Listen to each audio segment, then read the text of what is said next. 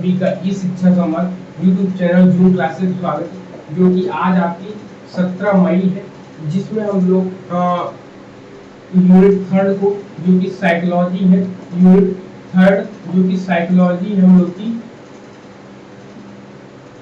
Psychology है, इसको यहाँ पे डिस्कस करें। बहुत ही इंपॉर्टेंट टॉपिक आज हम लोग डिस्कस करने वाले, जो कि आपके नेट द्वारा हर जगह आपको काम देगी, चाहे टेट दीजिए, चाहे सुपर टेट दीजिए, चाहे यूपी टेट दीजिए, कोई भी एग्जाम दीजिए, तो उसमें ये सब चीजें काफी इंपॉर्टेंट होने वाली है। ठीक है, जिसमें आज हम लोग सबसे पहले हल की थ्योरी के बारे में बात करेंगे। ठीक है, हल की थ्योरी के बारे में बात करेंगे कि हल ने कौन सी सिद्धांत दिया था। तो हल ने दिया था आपका need reduction theory of learning. क्या दिया था? नीड रिडक्शन, नीड रिडक्शन, ठीक है, नीड रिडक्शन, ठीक है, need reduction theory of learning, theory of learning,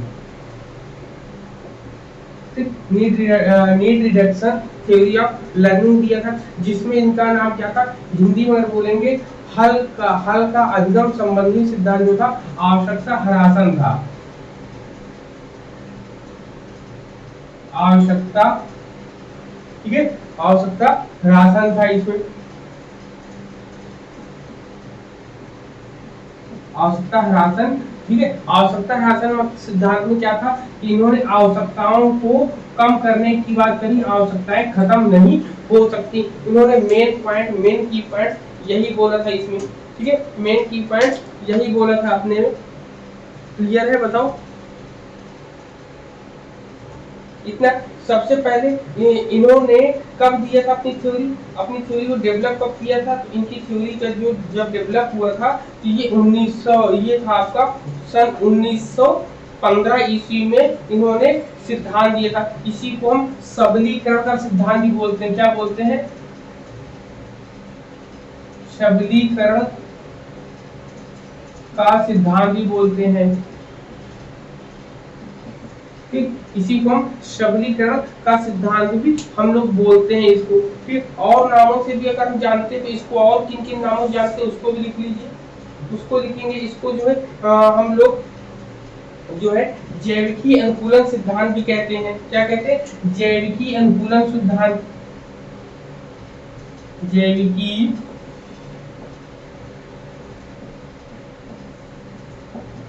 अनुकूलन सिद्धांत भी इसी कहते हैं। इसी को SOR सिद्धांत भी कहते हैं। ठीक, SOR सिद्धांत भी कहते हैं। इसी को परिकल्पित सिद्धांत भी कहते हैं। इसी को परिकल्पित सिद्धांत इसी को कहा जाता है। ठीक, इसी को इसको small s, capital S, small r, capital R के नाम से भी हम लोग जानते हैं। ठीक है, और इसको और क्या कहते हैं? उद्देश्य, उद्देश्य प्रवणता, उद्देश्य प्रवणता, उद्देश्य प्रवणता सिद्धांत के नाम से भी जानते हैं हम लोग। तो इतने नामों से हम लोग इसको जानते हैं। ठीक है, इतने नामों से हम लोग इसके बारे में जानते हैं कि ये क्या क्या नाम है इनके। तो इतने नामों से कभी भी आएगा तो ये हल की थ्योरी का नाम है need reduction theory of learning, आवश्यकता ह्रासन है। फिर सबलीमेशन है, सबलीकरण का सिद्धांत आपका, जैविकी अनुकूलन सिद्धांत आप इसी को कहते हैं। ठीक है, जैविकी अनुकूलन सिद्धांत है। फिर SOR थ्योरी इसी के आधार पे बना है आपका। फिर परिकलित सिद्धांत, परिकलित में जोड़ना संयोजन करने की बात करते हैं। फिर SSRR सिद्धांत है। सब चीजें अभी वन बाय वन हम लोग डिस्कस करेंगे। ठीक है, इनका प्रयोग क्या था? इन्होंने अपना प्रयोग किस पर किया था? इन्होंने अपना प्रयोग चूहों पर किया है, चूहों पर। ठीक है, चूहों पर इनका एक्सपेरिमेंट था। ठीक, एक्सपेरिमेंट इनका चूहों पर था। ठीक है, तो इन्होंने क्या किया था? जो एग्जाम में क्वेश्चन आता है, एग्जाम में बहुत इंपॉर्टेंट चीजें जो क्वेश्चन आती है उसको बताएंगे। सबसे पहले इसके नाम को लिख लिया होगा, तो अब आगे चलते हैं।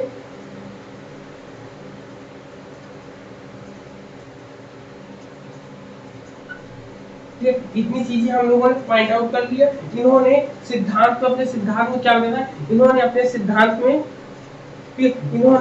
सिद्धांत में बताया कि बालक अपने वातावरण से क्या कहते हैं, बालक अपने वातावरण से समायोजन करने के लिए जैविक आवश्यकताओं का अनुभव कर उसकी पूर्ति के लिए अनुक्रिया करता है। मतलब बालक जो होता है अपनी जैविक आवश्यकताओं के लिए, बालक लिखेंगे, लिखिए पूरा, बालक अपने वातावरण से, बालक अपने वातावरण से समायोजन, ठीक है, बालक अपने वातावरण से समायोजन करने के लिए, समायोजन करने के लिए, फिर बालक अपने वातावरण से समायोजन करने के लिए जैविक आवश्यकताओं, जैविक आवश्यकताओं, ठीक है, जैविक आवश्यकताओं का अनुभव कर, जैविक आवश्यकताओं का अनुभव कर उसकी, ठीक है, अनुभव कर उसकी पूर्ति के लिए, अनुभव कर उसकी पूर्ति के लिए, पूर्ति के लिए अनुक्रिया करता है, ठीक, अनुक्रिया करता है, ठीक, ये होता है पॉइंट। तो सबसे पहले पॉइंट में ये बताया मैंने, इसकी डेफिनेशन के बारे में आपको बताया। इसमें डेफिनेशन क्या थी आपकी, कि बालक जो है अपने वातावरण से समायोजन स्थापित करने के लिए, वहां पर उसकी करने के लिए जो जैविक आवश्यकताएं होंगी उसका वो अनुभव कर उसके प्रति वो अनुक्रिया करेगा। जैसे इसका एग्जाम्पल हम दे सकते हैं कि जैसे मान लो ठंडे देश में हम जाए, ठंडे देश में जाने के बाद हमारा मुंह सूख रहा हो तो पानी से वहां काम नहीं चलेगा, तो जैविक आवश्यकता हम अपनी प्यास को बुझाना है तो हम क्या करेंगे, वहां पे ड्रिंक लेंगे, ड्रिंक से अपनी प्यास को बुझाएंगे। तो कुछ समय के लिए ये तो शांत होगी लेकिन हमेशा के लिए शांत नहीं होगी, ठीक है। तो कुल मिला के अगर इसका एक स्टेप बनाना चाहे तो लिखेंगे समायोजन, समायोजन करने के लिए, फिर इसके बाद स्टेप क्या बनता है आपका, समायोजन के बाद जैविक आवश्यकता, जैविक आवश्यकता होगी। जैविक आवश्यकताओं के बाद फिर वो क्या करेगा, वो समस्या समाधान करेगा, समस्या समाधान करें। सबसे पहले समायोजन करने के लिए जैविक आवश्यकताओं की पूर्ति करें, जैविक आवश्यकताओं की पूर्ति करने के लिए वो समस्या समाधान करेगा। जब समस्या का समाधान करेगा तो उसकी आवश्यकता में कमी हो जाएगी, क्या हो जाएगी, आवश्यकता में कमी, ठीक, आवश्यकता में कमी जब कभी हो जाएगी तो इसका मतलब कि आवश्यकता ह्रासन, यही इनका सिद्धांत भी है कि आवश्यकता जो हमारी होती उसकी आवश्यकताओं को कम करने की जो कंडीशन होती उसको इन्होंने बताया। तो यहाँ पर इतनी जैविक आवश्यकताएं थी, इसी के आधार पे इन्होंने एक ग्राफ बनाया था, उस ग्राफ को बनाते हैं। यहाँ पर इतना पॉइंट क्लियर हो गया, आगे बढ़े हम, बताइए।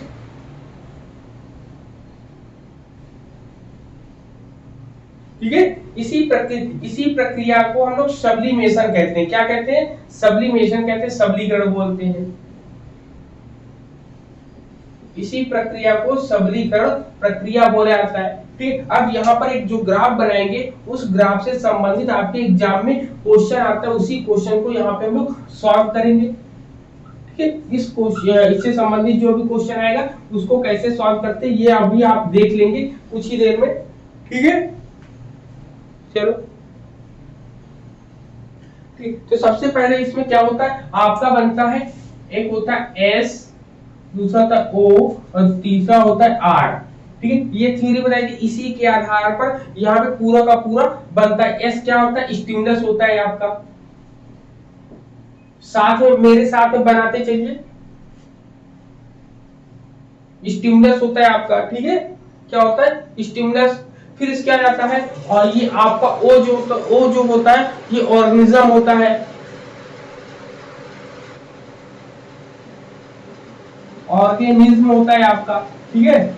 ऑर्गेनिज्म ये स्टिमुलस होता है आपका। और आर क्या होता है, आर को बोलते हैं हम रिस्पॉन्स, क्या बोलते हैं, रिस्पॉन्स बोलते हैं। फिर रिस्पॉन्स बोलते हैं। अब इसको हिंदी में क्या लिखते हैं, हिंदी में भी लिख लो, हिंदी में इसको बोलते हैं उद्दीपक। उद्दीपक बोलते हैं। वही ऑर्गेनिज्म क्या होता है, वो प्राणी होता है, ठीक। और यहाँ पे रिस्पॉन्स अनुक्रिया हो जाती है, अनुक्रिया हो जाती है। ये तीन हो गया। अब याद रखिएगा जो आपका स्टिमुलस होता है वो हमेशा इंडिपेंडेंट वेरिएबल होता है। सबसे पहले वेरिएबल की बात, साइकोलॉजी में सबसे पहले वेरिएबल्स की बात जो है, गणितीय चीजों की बात जो करी है, सबसे पहले हल ने करी थी आपकी, तो ठीक है। तो इसको बोलते हैं इंडिपेंडेंट वेरिएबल।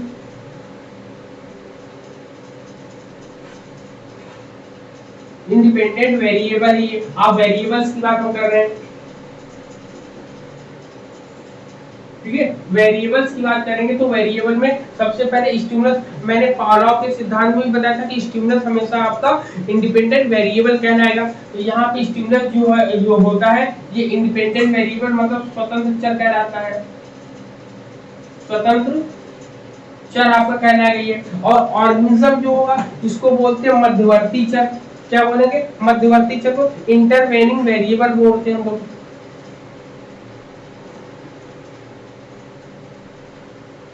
इंटरवेनिंग वेरिएबल, मध्यवर्ती चर बोलते हैं,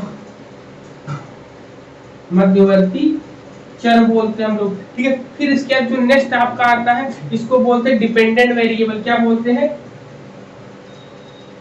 डिपेंडेंट, डिपेंडेंट वेरिएबल, ठीक, जिसको बोलते हैं आश्रित चर बोलते हैं हम लोग, आश्रित चर बोलते हैं हम लोग, ठीक। एग्जाम में यहीं पर होता है। अब एग्जाम में एक बार क्वेश्चन आया था इनपुट और आउटपुट वेरिएबल, तो इनपुट वेरिएबल कौन होगा, इनपुट वेरिएबल आपका ये स्टिमुलस हो जाएगा आपका, इसको इनपुट बोलते हैं, ठीक है। आगम, आगम चर और निर्गम, आगत चर और निर्गत चर हिंदी में बोलते हैं। ये इनपुट है आपका और जो रिस्पांस होगा वो आउटपुट कहलाता है आपका, क्या कहलाता है, आउटपुट कहलाता है आपका। तो ये पॉइंट हम लोगों को याद रखना है। यहाँ पे हर एक पॉइंट बहुत ही ज्यादा इंपॉर्टेंट है आपका, यहाँ पर क्लियर है। अब यहाँ पे स्वतंत्र चर की बात इतनी कर ली हम लोगों ने, बताओ इतने पॉइंट्स क्लियर है सबको, बताओ।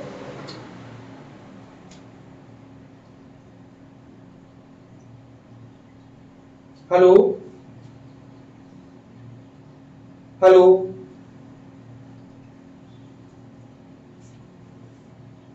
आवाज आ रही, हेलो,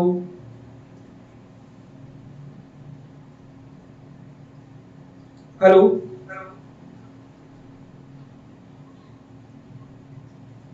चलो ठीक है। तो यहाँ पर इतनी चीजें आपको क्लियर हो गई, यहाँ पर इतने पॉइंट्स जब क्लियर हुए तो अब बात आता है कि एग्जाम में हम लोग से क्वेश्चन क्या पूछता है, क्वेश्चन क्या पूछता है। तो यहाँ पे देखिए सबसे पहले हम लोगों से जो क्वेश्चन पूछता है उसमें पूछता है कि स्वतंत्र चर के अंतर्गत कौन आएंगे, मध्यवर्ती चर के अंतर्गत कौन आएंगे आपके, ठीक है। ये सब चीजें आपकी आएंगे, ठीक है। तो सबसे पहले इसमें उत्तेजन आएगा, ठीक है।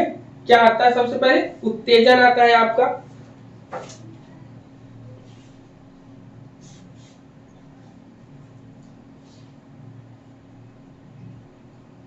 डिप्राइवेशन जिसको बोलते हैं ना, उत्तेजन प्रवचन जिसको हम लोग क्या बोलते हैं,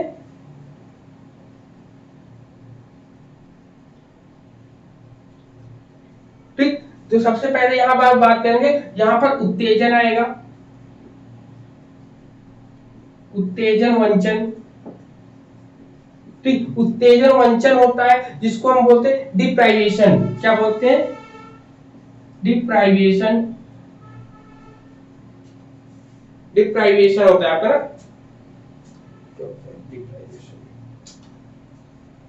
हाँ डिप्राइवेशन, डिप्राइवेशन होता है आपका, डिप्राइवेशन होता है पहला पॉइंट आपका। ठीक है, फिर इसके बाद जो नेक्स्ट आता है इसमें स्वतंत्र चरण में और आपका क्या आता है, पुरस्कार की मात्रा आती है, नंबर ऑफ रेनफोर्समेंट क्या आती है, पुरस्कार की मात्रा, पुरस्कार की मात्रा। ठीक है, नंबर पुरस्कार की मात्रा या पुरस्कार की संख्या, नंबर ऑफ रेनफोर्समेंट। ठीक है, पुरस्कार की मात्रा या पुरस्कार का जो होता है वो चीजें आपकी आती है इसमें।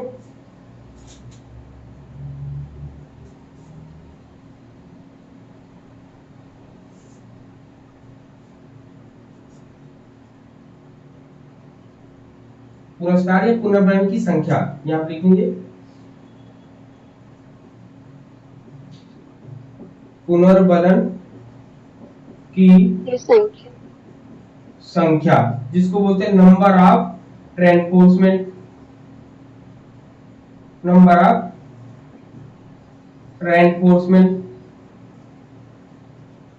एग्जाम में ये क्वेश्चन 100% आता ही आता है ऐसे क्वेश्चन। ठीक है, और आता है प्रोत्साहन की मात्रा आती है, क्या आता है, प्रोत्साहन की मात्रा आती है,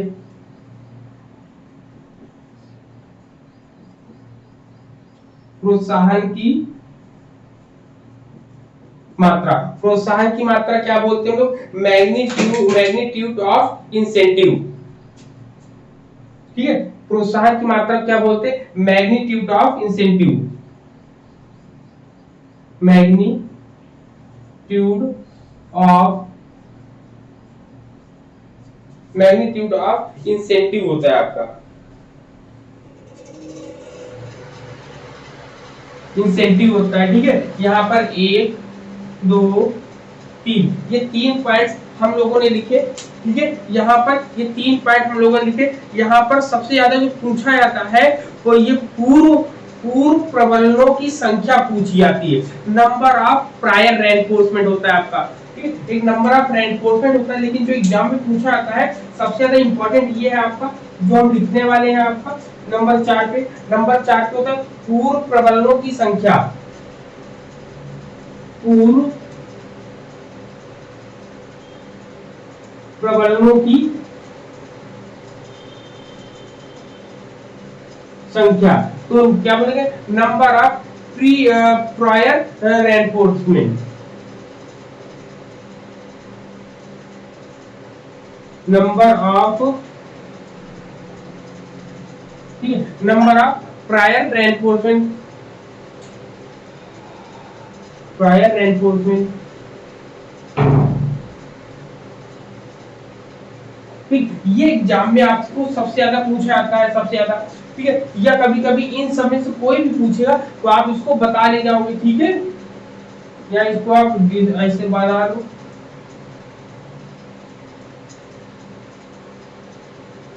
ठीक है, ये हो जाएगा, तो ये इसके साथ हो जाएगा आपका, ये दोनों एक साथ हो जाएंगे आपके।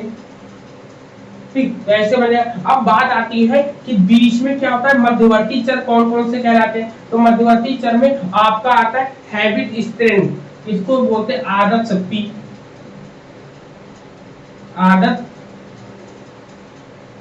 आदत शक्ति आती है आपकी, आदत शक्ति। ठीक, जिसको बोलते हैं हैबिट स्ट्रेंथ, हैबिट स्ट्रेंथ आपकी आती है आपकी सबसे पहले।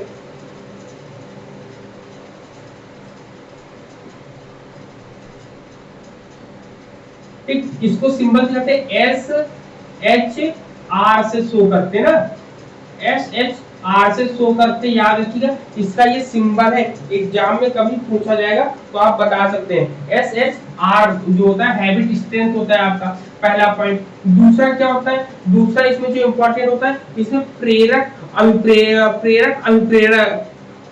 अभिप्रेरण होता है आपका।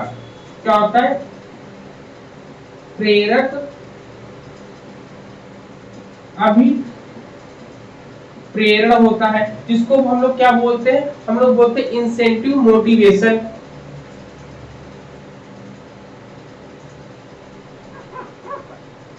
क्या होता है आपका, इंसेंटिव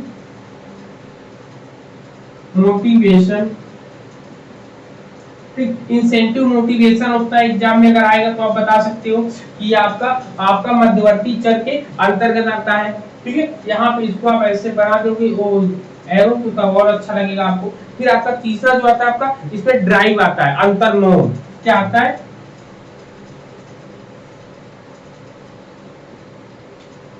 अंतर्मोह जिसको ड्राइव बोलते हैं।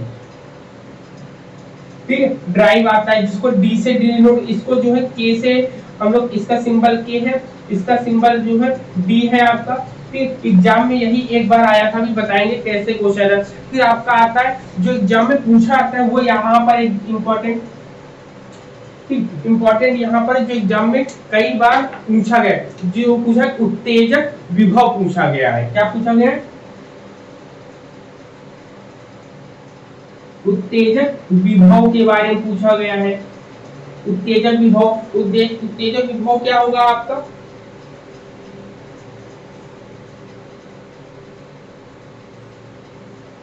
ठीक, उत्तेजक विभव को बोलते हैं,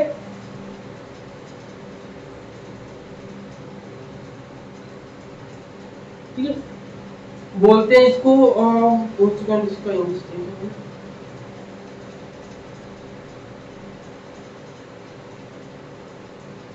इसको बोलते हैं एक्जिटेटरी पोटेंशियल। ठीक है, एक्जिटेटरी पोटेंशियल, एक्जिटेटरी पोटेंशियल इसको इंग्लिश में बोलते हैं। ठीक है, एक्जिटेटरी potential,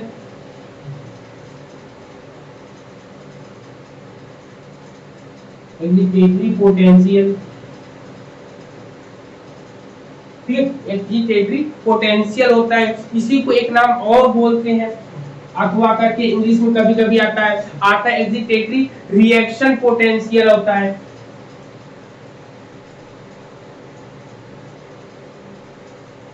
एक्जिटेटरी reaction, reaction potential, reaction potential होता है आपका। तो ये एग्जाम में सबसे ज्यादा पूछा जाने वाला प्रश्न है आपका, याद रखिएगा इसको। एक बार ये कई बार पूछा गया है, कई बार इसको पूछा गया है। अब दूसरा डिपेंडेंट वेरिएबल जो होता है, डिपेंडेंट वेरिएबल में हम लोग देखेंगे क्या क्या चीजें हम लोगों से पूछी जाती है। तो इसमें क्या होता है, इसमें सबसे पहले तो आउटपुट कई बार पूछा गया है, ये आपका इनपुट है, कई बार पूछा गया है। फिर इसके बाद इसमें आता है आपका आता है आपका लेटेंसी, अव्यक्तता आती है। क्या आती है, अव्यक्तता। ठीक है, अव्यक्तता को हम लोग बोलते हैं लेटेंसी। क्या बोलते हैं, लेटेंसी, जिसको हम इसको जो है किस सिंबल से दिखाते हैं, इसको है आपका एस टी आर। ठीक है, एस यहाँ पे छोटा बनेगा आपका, एक जगह और बनाया था ना मैंने, यहाँ पर एस, एस यहाँ पर भी छोटा बनेगा आपका। और इसको लेटेंसी होती है, जो अव्यक्तता होती है, इसको ऐसे शो करते हैं पहले पॉइंट पे। ठीक है, पहले नंबर एक पर है। फिर इसके बाद नेक्स्ट जो आता है प्रतिक्रिया आयाम आता है। इसमें क्या आती है नंबर 2 पे, प्रतिक्रिया आयाम, प्रतिक्रिया आयाम आता है। प्रतिक्रिया आयाम को हम बोलते हैं रिस्पांस, रिस्पांस एम्पलीट्यूड। ठीक है, क्या बोलते हैं, रिस्पांस,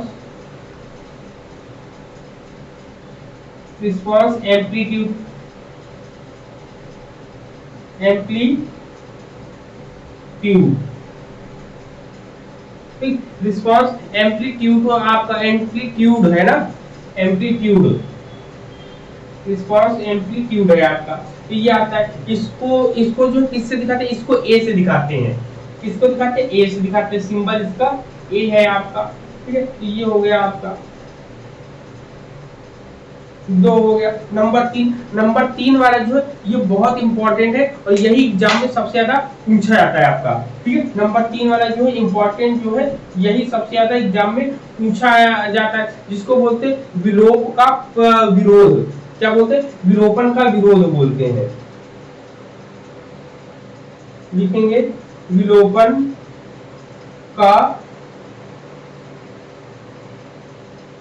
विरोध, ठीक है। विलोपन का विरोध होता है, इसको क्या बोलते हैं, रेजिस्टेंस टू एक्जिनिट, ठीक है, लिखेंगे, ठीक है, रेजिस्टेंस, ठीक है, रेजिस्टेंस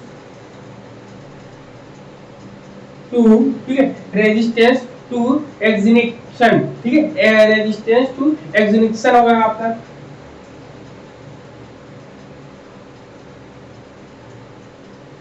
ठीक है, ये हो जाएगा आपका।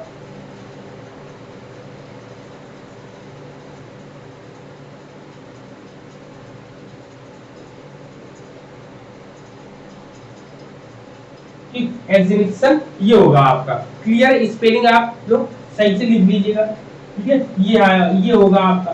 तो ये आपके एग्जाम में क्वेश्चन आता है, घूम फिर के कहीं ना कहीं हर बार ये क्वेश्चन पूछा जाता है। और इसमें एक फॉर्मूला आता है आपका, इस फॉर्मूले को भी लिखेंगे जो कि इंपॉर्टेंट है। ये आता है एस ई आर, ठीक है, S E R is equal to S H R into, और आपका आता है के इंटू बी, ठीक है। ये आपका फार्मूला आएगा। और इस फार्मूले में पूछा गया था के क्या है, पूछा गया था कि के जो है क्या प्रदर्शित करेगा। तो के देखो, प्रेरक, अनुप्रेरक, इंसेंटिव, मोटिवेशन का काम करेगा। डी क्या है आपका, यहाँ पे आपका ड्राइव होगा। और हैबिट स्ट्रेंथ आपकी ये हो जाएगी आपकी, ठीक है। इतनी चीजें क्लियर है, बताओ, इतनी चीजें क्लियर है सबको।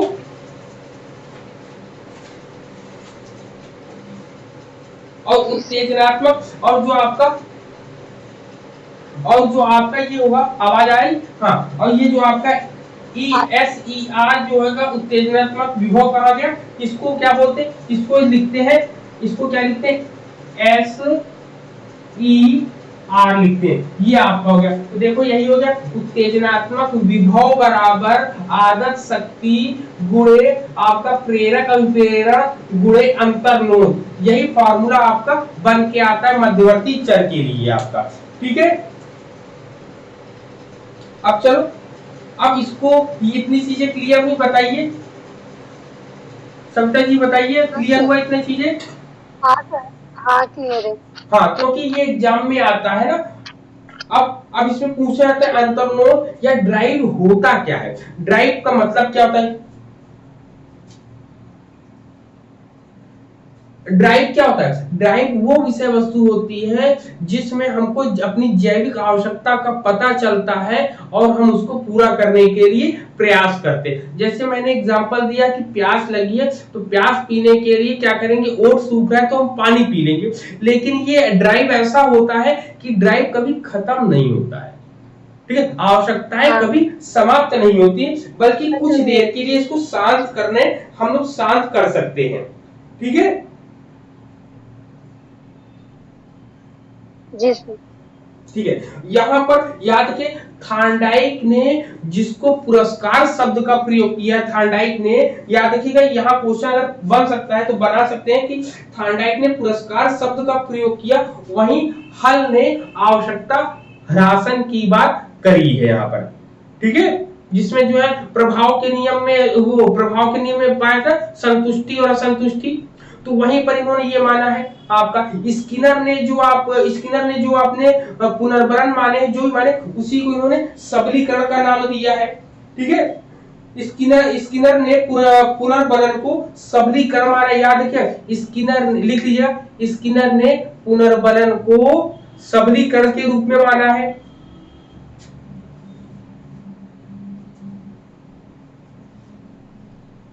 लिखिए स्किनर के पुनर्बलन को, लिखिए स्किनर के पुनर्बलन को हल ने सबलीकरण के रूप में माना है यहाँ पर, ठीक है। इतने पॉइंट्स क्लियर है सबको, बताओ कि आदत शक्ति क्या होती है, आदत शक्ति क्या होती है बताओ।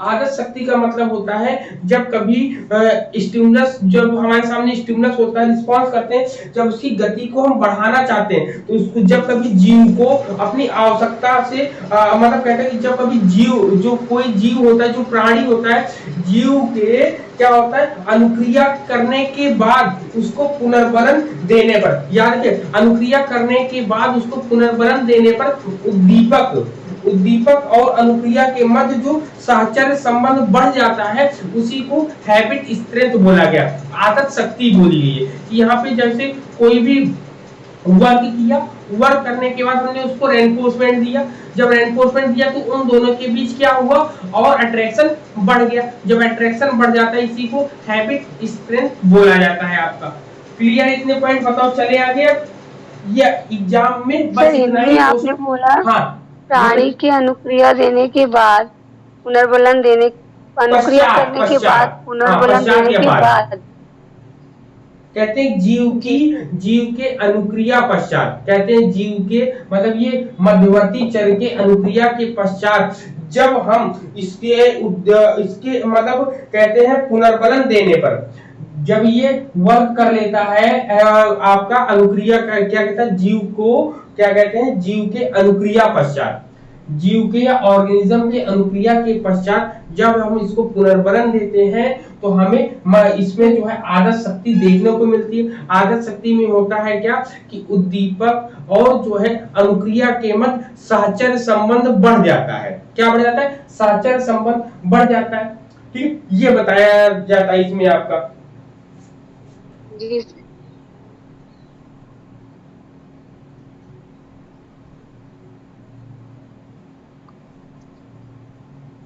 क्लियर है? बताओ, इतनी चीजें क्लियर है? अब नेक्स्ट चले। हाँ सर।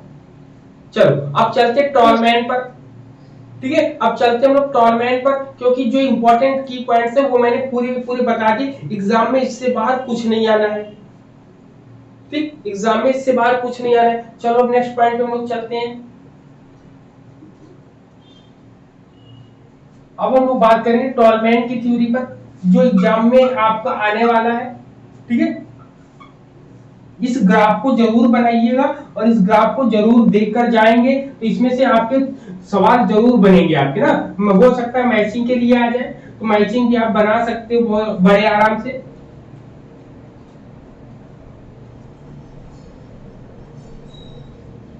ठीक, अब चलते हैं नेक्स्ट हम करते हैं टॉलमैन्स की।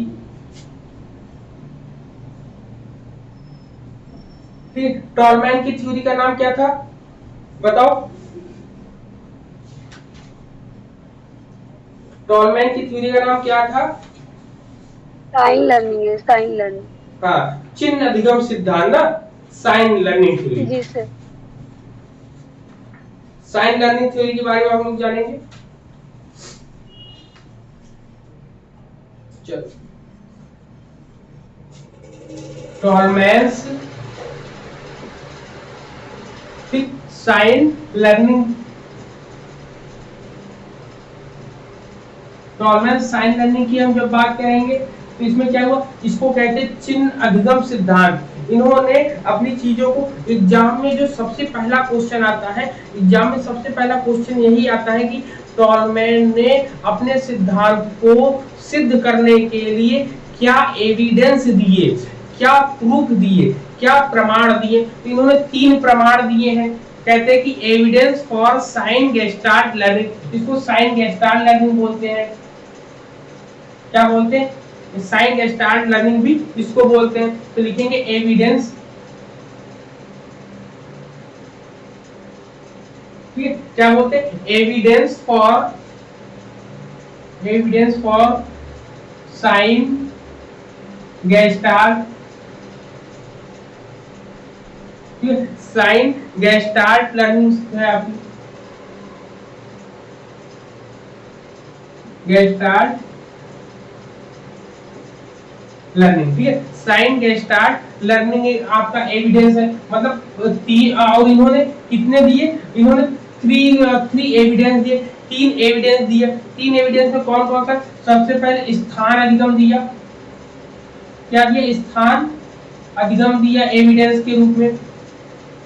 ठीक है, जिसको बोलते हैं प्लेस लर्निंग, प्लेस लर्निंग। ठीक है, पहला पॉइंट याद रखिएगा, एग्जाम में क्या पूछेगा, इन तीनों ऊपर नीचे दिए गए विकल्पों में से कौन सा एविडेंस नहीं है टॉलमैन की थ्योरी के अनुसार। दूसरा आपके यहाँ आता है, आपका आता है रिवॉर्ड एक्सपोनेंट। ठीक है, पुरस्कार प्रत्याशा जिसको बोलते हैं नंबर 2 पे, पुरस्कार प्रत्याशा होती है आपकी, पुरस्कार प्रत्याशा को रिवॉर्ड एक्सपोनेंसी बोलते हैं।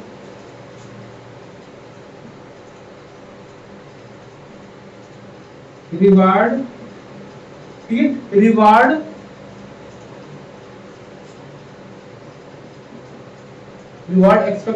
एक्सपेक्टेंसी बोलते हैं ना, एक्सपेक्टेंसी बोलते हैं। प्रत्याशा जो होती है रिवार्ड एक्सपेक्टेंसी होती है। और तीसरा कौन सा होता है, तीसरा आपका जो होता है वो होता है आपका लेटेंट लर्निंग, जो बहुत ज्यादा पूछा आता है। क्या होता है, लेटेंट लर्निंग, इसको बोलते हैं अव्यक्त अधिगम बोलते हैं हम लोग। ठीक है, अव्यक्त अधिगम बोलते हैं हम लोग। क्या बोलते हैं, अव्यक्त अधिगम, अव्यक्त अधिगम, जिसको हम लोग बोलते हैं लेटेंट लर्निंग, लेटेंट लर्निंग। ठीक, लेटेंट लर्निंग आपकी आती है जिसको, तो ये तीन जो है एग्जाम में सबसे ज्यादा पूछे जाते हैं। मतलब PRL क्या बन जाएगा आपका, PR और L, P means place, R means reward, L means latent. PRL आप याद रखेंगे इसको, क्या, PRL। ठीक, ऐसे इसको याद रखेंगे आपका। तो ये आपका पूछा जाता है एग्जाम में सबसे ज्यादा। फिर इसमें एक आता है कि इसमें क्या बताया गया, अपने ग्राफ में पूरा का पूरा यही चीजें बताने का प्रयास किया। इसीलिए टॉलमैन के अनुसार जो व्यवहार, आणविक व्यवहार को इन्होंने मॉलिक्यूलर बताया, मॉलिक्यूलर ना होकर एक सर्वांगिक मोलर बताया है। मतलब इन्होंने मॉलिक्यूल को नहीं माना है और मोलर बिहेवियर को माना है। क्या, मॉलिक्यूल बिहेवियर को नहीं माना है। लिखेंगे, लिखिए, की पॉइंट्स है आपका मॉलिक्यूल, मॉलिक्यूलर को इन्होंने क्या किया, मॉलिक्यूलर को इन्होंने रिजेक्ट किया है और मोलर बिहेवियर को इन्होंने एक्सेप्ट किया है।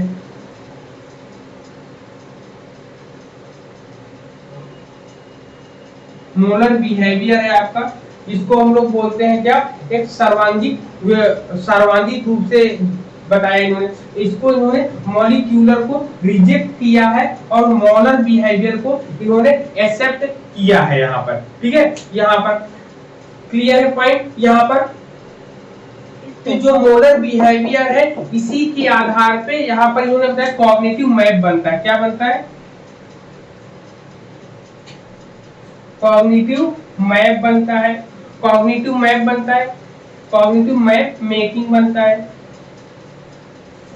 क्या कहते हैं कि जब उन्होंने टॉलमैन ने कहा कि चूहे को 3 आकार में जब हम भेजते हैं तो वो क्या करता है, धीरे धीरे जिस रास्ते पर जाता है उस रास्ते पर उसको कुछ चीजें दिखाई देती हैं। ठीक है, उसको रास्ते पर कुछ चीजें दिखाई देती हैं आपकी। ठीक है, तो यहाँ पर जब भेजता है तो वो कहता है कि चूहा पहली बार में तो जाता है तो पहली बार में उसको कुछ नहीं पता चलता, लेकिन दूसरी बार में जाता है, तीसरी बार जाता है तो उसको माइंड में एक मैप बन जाता है। उसी मैप के आधार पर वो पहले जल्दी आता था, अब कम समय में वो चला आता है। तो ये बताया है इन्होंने अपने थ्योरी में, अपने सिद्धांत में। ठीक है, क्लियर है पॉइंट।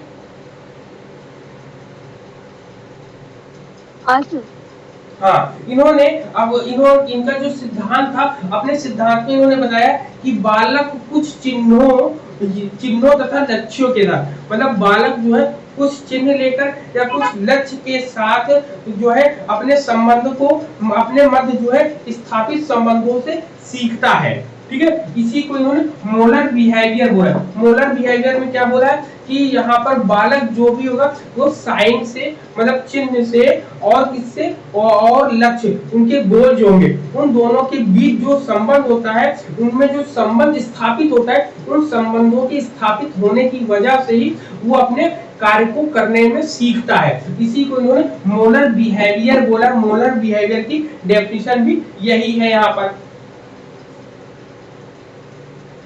ठीक, अब बात आती है कि इन्होंने संशोधन अधिगम में 6 प्रकार बताए थे। संशोधित अधिगम के 6 प्रकार इनके कौन कौन से थे तो उसके नाम लिख लो। उसके नाम ही यहाँ पर एग्जाम में पूछे जाते हैं ना। टॉलमैन की थ्योरी में उनके एग्जाम उनके नाम ही यहाँ पर पूछे जाते हैं आपके। उनके नाम लिखिए। चलिए उनके नाम कौन कौन से होंगे पता है? नहीं सर, नहीं पता। नहीं पता है? नहीं सर। चलो चलो यहाँ पर इसको साफ करते हैं। इसको साफ करते फिर लिखे यहीं पर।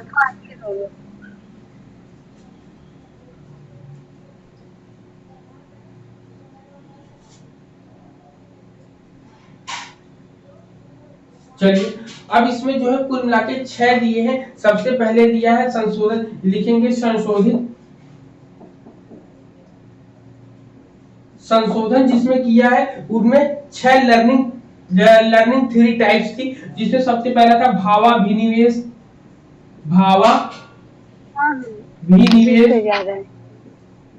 ठीक, भावाभिनिवेश है आपका सबसे पहले, जिसको इंग्लिश में क्या बोलते हैं? इंग्लिश में बोलते हैं कैथेसिस। क्या बोलते हैं? ठीक है, कैथेसिस होता है आपका। ठीक है, कैथेसिस होता है आपका। ठीक, इसमें क्या होता है? इसमें ये किसने दिया था? ये दिया था आपको फ्रायड ने। किसने दिया था? फ्रायड ने दिया है आपका। ठीक है, फ्राय मतलब इन्होंने ये जो है टॉलमैन ने कई थ्योरीज को जोड़कर बनाया है, इसलिए इसमें कहते हैं। तो ये सबसे पहले किसने दिया? फ्रायड ने दिया था। इसमें क्या था? भावाभिनिवेश या कैथेसिस में इसमें कहा था कि प्राणी किसी अंतर्नोद की दशा में, अंतर्नोद जो ड्राइव होता है, अंतर्नोद या आवश्यकता की दशा में अन्य लक्ष्यों की अपेक्षा कुछ विशेष प्रकार के लक्ष्यों को वरीयता देता है। ठीक है, जो उसकी आवश्यकता होगी मतलब तात्कालिक जो आवश्यकता होगी उस पर वो ज्यादा ध्यान देगा और चीजों की अपेक्षा। ये फ्रायड ने दिया था पहला। ठीक है, भावाभिनिवेश है। दूसरा आपका आता है समतुल्यता विश्वास। क्या होता है? समतुल्य। ठीक है, समतुल्य विश्वास होता है। समतुल्य विश्वास को लोग क्या बोलते हैं? Equivalence belief. क्या होता है?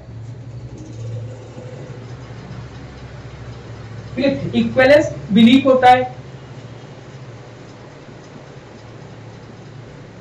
इक्विवेलेंस, ठीक है, इक्विवेलेंस बिलीफ होती है आपकी। ठीक, इक्विवेलेंस बिलीफ इसको किसने दिया? इसको दिया स्किनर ने। किसने दिया है?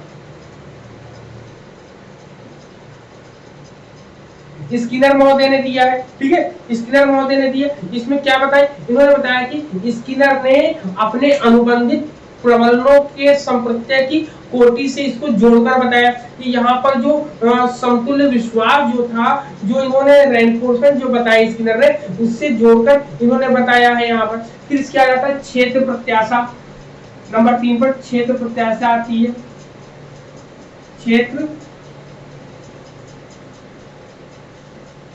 क्षेत्र प्रत्याशाएं बताई इन्होंने। क्षेत्र प्रत्याशाएं को बोला फील्ड एक्सपेरिमेंट। क्या बोला है?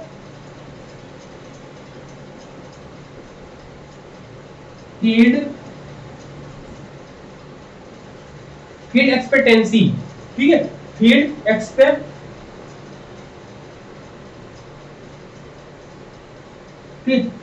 एक्सपेक्टेंसियस। ये इसमें क्या? इसमें प्राणी अपनी दुनिया के प्रति संज्ञान विकसित करता है। ये किसने दिया है आप बताओ? क्षेत्र प्रत्याशा ये आपका दिया है कुर्ट लेविन ने। कुर्ट लेविन ने दिया क्षेत्र प्रत्याशाएं कि फील्ड एक्सपेक्टेंसियंस में क्या होता है? इसमें फील्ड लाइफ अपनी पर्सनल लाइफ में इसने बताया, जैसे मान लो एक व्यक्ति है, वो अपने चारपाई पर बैठा है, अपने खटिया पर, चारपाई पर। अब वो बैठा, उसके पास से एक सांप निकल गया। ठीक, वो सांप निकल गया, वो कहता है, वो तो आपके कोर्ट लेविन कहते हैं कि यहाँ पर जो व्यक्ति बैठा हुआ है वह केवल अपने लाइफ, अपने पर्सनल लाइफ, अपने बारे में ही देख रहा है, समझ, उसके आसपास क्या होता है क्या नहीं होता है, इसी को इन्होंने फील्ड एक्सपेक्टेंस बताया। इन्होंने बोला कि प्राणी अपनी दुनिया के प्रति संज्ञान विकसित करता है, अपनी संज्ञान विकसित करता है। तो आप इसमें क्या लिखे, फील्ड एक्सपेक्टेंसी हमें लिखिए, आप लिखेंगे कि प्राणी अपनी दुनिया के प्रति संज्ञान विकसित करता है। ठीक है, ये हो गया आपका तीसरा। फिर चौथा जो होता है, चौथे वाला क्या होता है, चौथे वाले में होता है क्षेत्र संज्ञान प्रकारता। क्या होती है, क्षेत्र संज्ञान प्रकारता। क्षेत्र संज्ञान प्रकारता क्या होती है, फील्ड कॉग्निशन मोड्स होते हैं आपके, फील्ड कॉग्निशन मोड्स। ठीक, मोड्स होता है आपका, फील्ड कॉग्निशन मोड्स होता है। इसमें क्या होता है, इसमें व्यक्ति जो होता है, व्यक्ति के सीखने के तरीके या कुछ विशेष प्रकार की चीजों को अधिक तत्परता के साथ अधिगम करने के प्रति उनके पूर्वाग्रहों को क्या कहा, उनको पूर्वाग्रहों को कहा जाता है। इसलिए इसको कहा गया जटिल मानसिक संरचना कहा गया, इसीलिए इसको कहा गया, क्या कहा गया, जटिल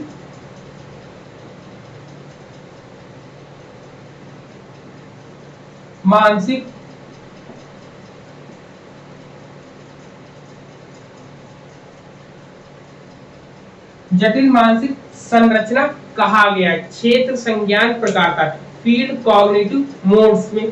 ठीक है, जटिल संज्ञान, जटिल चीजें बताई गई है। ठीक है, क्लियर है, यहाँ पर फील्ड क्षेत्र संज्ञान प्रकारता की बात कह रहे हैं। ठीक है, तो ये भी आपका लेविन ने दिया।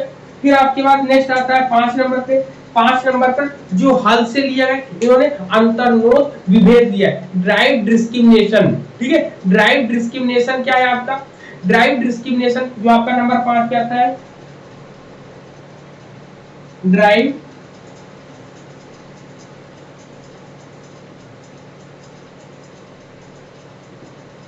ठीक, ड्राइव डिस्क्रिमिनेशन की बात करते हैं। तो ड्राइव डिस्क्रिमिनेशन में इन्होंने क्या बताया, इन्होंने बताया कि संशोधन में विनिर्दिष्ट, मतलब कि इसको जो है संशोधन में विनिर्दिष्ट किया गया है, इसको बताया गया, इसको जोड़ा गया इसके अंदर। ठीक है, यहाँ पे एग्जाम में यही आता है क्वेश्चन कि किसको जो है संशोधन में जोड़ा गया है। तो यहाँ पर संशोधन में आपको इन तीनों चीजों को जोड़ा गया है आपका।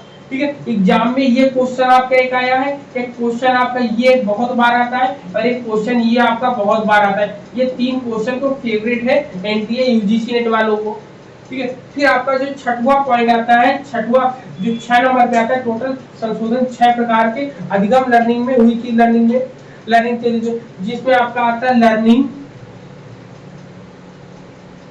ठीक है, learning of motor pattern, learning of motor pattern.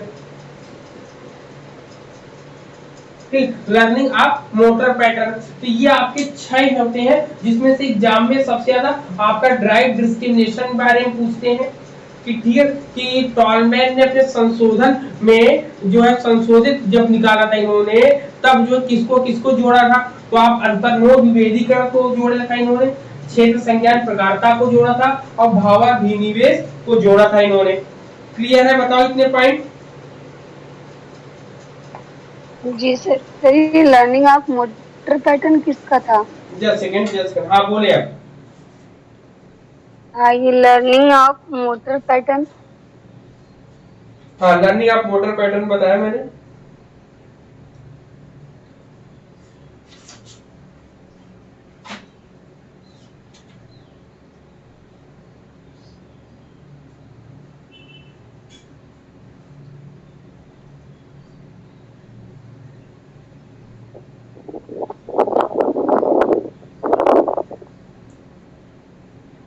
ठीक है। ये टॉलमैन ने दिया है ना, ये टॉलमैन ने दिया मोटर पैटर्न की बात अगर करेंगे तो टॉलमैन ने दिया ड्राइव डिस्क्रिमिनेशन, आप पहले ही पढ़ चुके स्किनर की थ्योरी में आपने, ठीक है।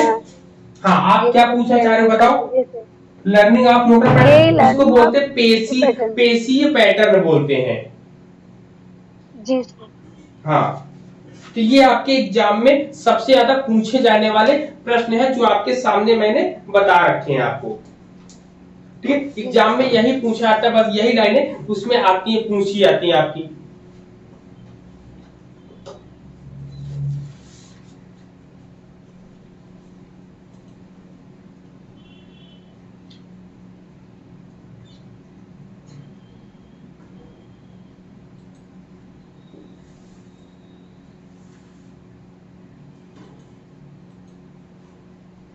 ठीक है, तो यहाँ पे हल हो गए, टॉलमेंस हो गए, टॉलमेंस के बाद इसमें और अगर आप, हाँ यहाँ पे कुछ चीजें छूट रही होंगी तो उसको भी हम लोग लिखते हैं। चलो क्या चीजें छूटी है, सबसे पहले हम लोग ने लेटेंसी, ये आपका कैथेसिस फ्राइड का हो गया आपका। फिर आपका ड्राइव जो है, ड्राइव की बात किसने करी, ड्राइव, यहाँ पर ड्राइव डिस्क्रिमिनेशन या ड्राइव की बात, तो इसको हल लिखेंगे, ठीक। हल नाम लिख लीजिएगा, हल ने बताया था ड्राइव डिस्क्रिमिनेशन की, हल ने बताई थी। और आपका इक्विवेलेंस बिलीफ स्किनर ने बताया है आपका। और field exponent, field expectancy Kurt Lewin ने बताया वहीं पे फिर आप बताए फील्ड, आपका फील्ड कॉग्निशन मोड्स किसने बताया, तो इसका नाम लिखेंगे। फील्ड कॉग्निशन मोड को किसने दी, गैस्टार्ट ने दिया ना, गैस्टार्ट वालों ने, ठीक। गैस्टार्ट ने, सभी का नाम जरूर लिख लीजिएगा, ठीक है। ये आपके 4 हो गए। फिर आपका आता है आपका ड्राइव डिस्क्रिमिनेशन, इसको आप लिखेंगे हल ने दिया है, किसने दिया है, हल ने दिया। वहीं पे जब हम बात करें मोटर पैटर्न की बात किसने करी है, तो मोटर पैटर्न की बात गुथरी ने करी है, किसने करी है,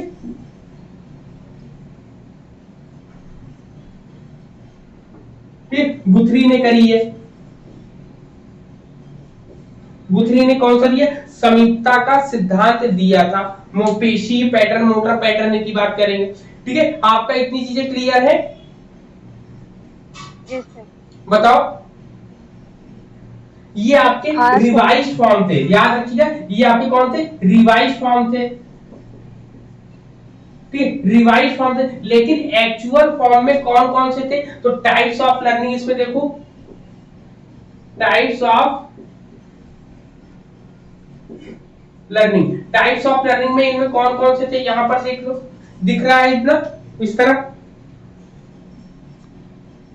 हाँ दिख रहा है। चलो टाइप्स ऑफ लर्निंग में देखो, इन्होंने टाइप्स ऑफ लर्निंग में आपके 5 माने थे, कौन कौन से थे, सबसे पहले लेटेंट लर्निंग था, लेटेंट लर्निंग, ठीक, पहले नंबर पे। दूसरे नंबर पे देखो, दूसरे नंबर पे आपका क्या था, प्लेस लर्निंग थी आपकी,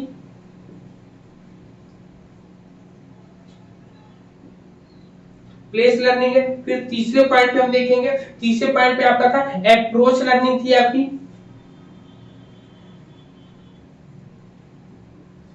अप्रोच लर्निंग है आपकी। फिर चौथे पॉइंट पे आपका क्या था, चौथे पॉइंट पे ये बनाया था अवॉइडेंस लर्निंग आपकी,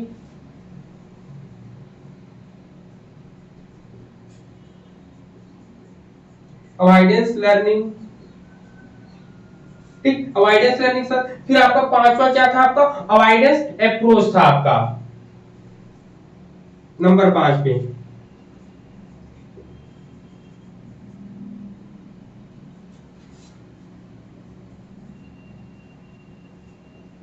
अवॉइडेंस अप्रोच, ठीक, ये 5 थे आपके। तो टाइप्स ऑफ लर्निंग में आपके कितने थे, एल पी ए, ठीक है, L P A triple A आपका यहाँ पर था, जबकि यहाँ पर ही हमने पूरे के पूरे इसके बारे में बता दिया। तो यहाँ पे पूरा का पूरा आपको क्लियर हुआ कि नहीं हुआ, बताओ, इतना क्लियर हो गया, हाँ सर क्लियर है, चलो हाँ चलो, सर, ठीक ठीक, इतनी चीजें क्लियर है, तो इसको साफ करेंगे हम, फिर नेक्स्ट आगे बढ़ाए गैगनेस की थ्योरी, गैगनेस का, हाँ सर क्लियर है, चल ठीक ठीक। फोटो खींच लो। अब हम बात करेंगे गैगनेस की थ्योरी। गैने ने किसी भी चीज को सीखने के लिए इन्होंने स्टेप बताए थे, प्रॉब्लम सॉल्विंग जो सबसे इनका इंपॉर्टेंट है, ठीक है, इन्हें गैने ने, ठीक। गैगने की अगर हम बात करेंगे तो गैगने ने क्या बताया था? 9 एलिमेंट्स वाला बताया था इन्होंने। इन्होंने 9 एलिमेंट्स भी थे और 8 वाले भी, दोनों चीजें आपको मिलेंगी ना। 8 वाला नहीं था। हाँ, दोनों यहाँ पे आप जो है दोनों चीजें कहां पर पढ़ोगे, यहाँ पर आपको 8, जब साइकोलॉजी पढ़ते हो साइकोलॉजी में आपको 8 स्टेप पढ़ने पड़ते हैं, जब कहीं आप आईसीटी में जाते हैं आईसीटी में आपको 9 स्टेप पढ़ने को मिलते हैं, ठीक है। तो यहाँ पे हम देखते हैं हायरार्की बिल्डिंग, यहाँ पर बताया इन्होंने, क्या बताया है, गैगनेस थ्योरी की हायरार्की बिल्डिंग है, पदानुक्रमिक सिद्धांत इन्होंने दिया है लर्निंग में।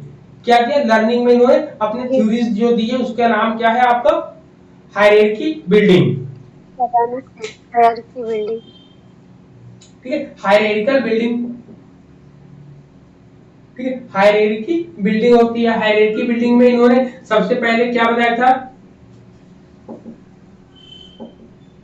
हायरार्की बिल्डिंग में इन्होंने टोटल 8 बताए थे। तो इन्होंने सबसे पहले एक बड़ा ग्राफ बनाते हैं, सबसे पहले यहाँ पर ये लेते हैं आपका, ऐसे ये पूरा का पूरा ऐसे बनाया जाता है। तो सबसे पहले नंबर 1 पर यहाँ पर लेते हैं, सबसे पहले ये कहते हैं आपका क्या आता है? Sign.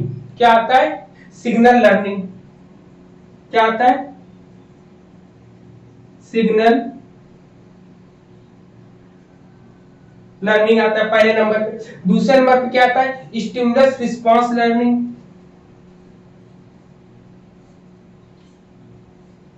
Stimulus response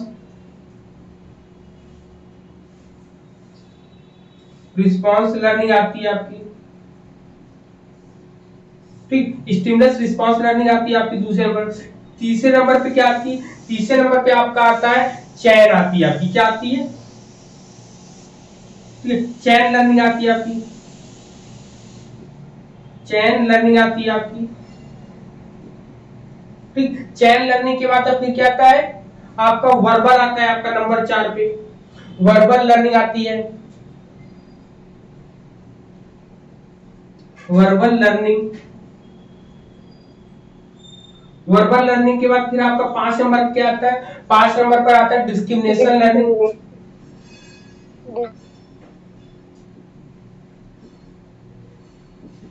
discrimination learning आपकी आती है, ठीक। फिर नंबर 6 पर आपका क्या आता है? नंबर 6 पे आपका आता है कंसेप्ट लर्निंग आती है आपकी। क्या आती है? कंसेप्ट लर्निंग आती है, कंसेप्ट लर्निंग,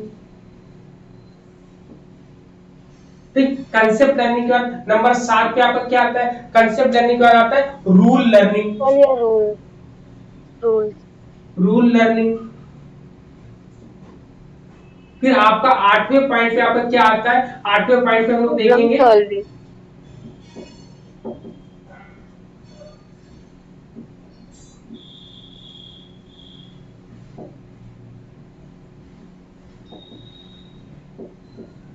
किसकी? गैगने की। नाम तो नहीं लिखा, गैगने की, ठीक है। 8वें नंबर पे जो आता है आपका क्या कहते हैं? Problem solving. क्या आपकी? प्रॉब्लम सॉल्विंग लर्निंग,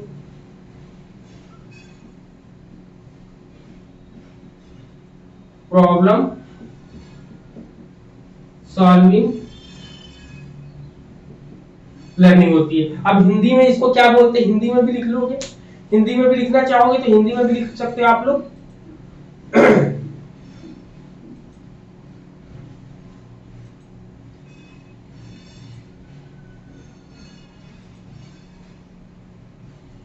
ठीक है। सबसे पहले क्या होता है? सबसे पहले क्या आपका चिन्ह से सिग्नल का मतलब क्या होता है? संकेत अधिगम।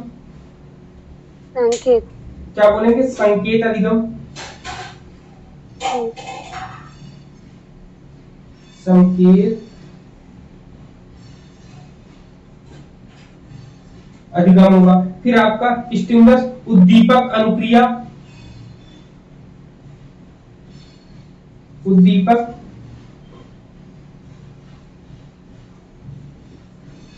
अनुक्रिया अधिगम हो जाएगा आपका, फिर आपका चयन श्रृंखला हो जाएगी आपकी,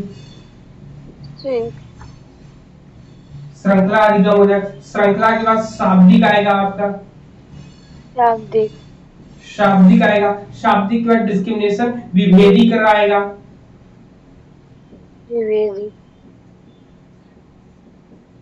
विभेदीकरण आएगा आपका, फिर आपका कंसेप्ट संप्रत्यय निर्माण आएगा, संप्रत्यय लर्निंग आएगी, संप्रत्यय लर्निंग आएगा आपका, संप्रत्यय अधिगम आएगा, फिर रूल में सिद्धांत आएगा आपका, नियम या सिद्धांत, सिद्धांत है, सिद्धांत का समस्या समाधान आएगी, समस्या समाधान आएगा आपका। ठीक है, तो सबसे ये होता है आपका, इसमें क्या होता है, सबसे पहले संकेत, इसको मैंने याद करने का तरीका, सबसे पहले इसमें जो है नीचे से आपकी 4 चीजें होती हैं, इन 4 चीजों को इन्होंने क्या बताया है, बताओ सबसे पहले इन 4 को इन्होंने क्या बताया है, इन 4 को बिहेवियर से संबंधित है ना, इन 4 को इन्होंने बताया बिहेवियर से संबंधित है आपका, जी सर,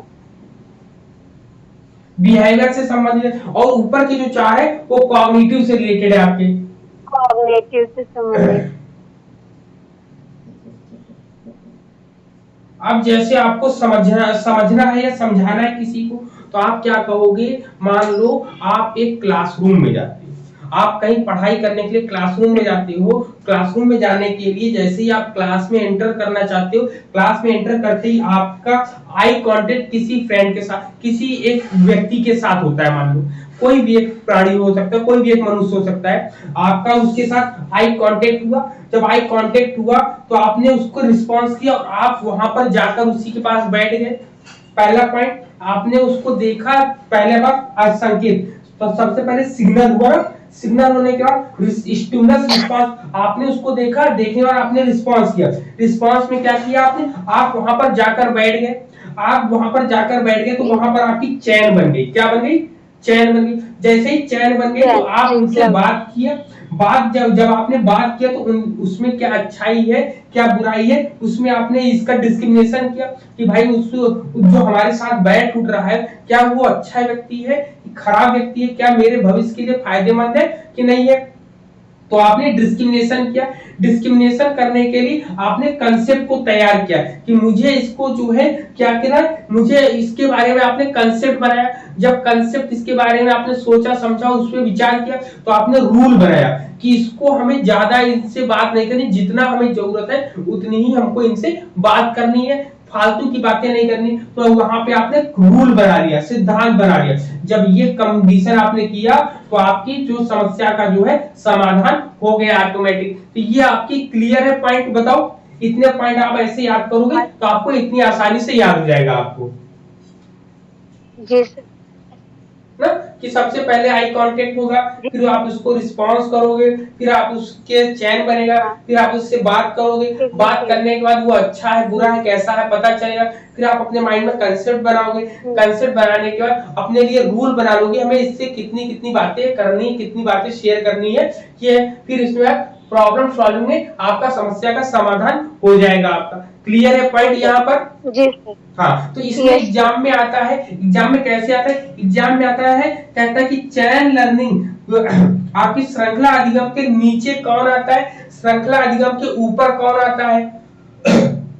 सबसे ज्यादा जो पूछा था वो कंसेप्ट पूछा जाता है, ठीक है, कंसेप्ट पूछा था, ये इंपॉर्टेंट ये है आपका, ठीक, ये पूछा आता है आपका, ये दोनों ज्यादा पूछे जाते हैं, या फिर कभी कभी स्टिमुलस रिस्पांस वाला आपसे पूछ लिया जाता है, इतनी चीजें आपसे पूछी जाती हैं आपकी, या सबसे हाईएस्ट लेवल पूछा तो सबसे हाईएस्ट लेवल आपका प्रॉब्लम सॉल्विंग लर्निंग आपकी है।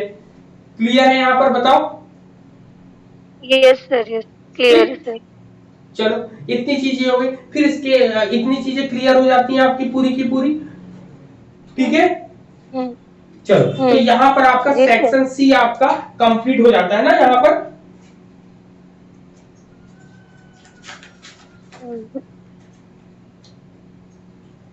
ठीक है, यहाँ पर आपका सेक्शन सी यहाँ पर आपका कंप्लीट हो जाता है। अब हम लोग बात करेंगे गाइडेंस एंड काउंसलिंग की नेक्स्ट क्लास में ना, नेक्स्ट क्लास में हम लोग गाइडेंस एंड काउंसलिंग की बात करेंगे।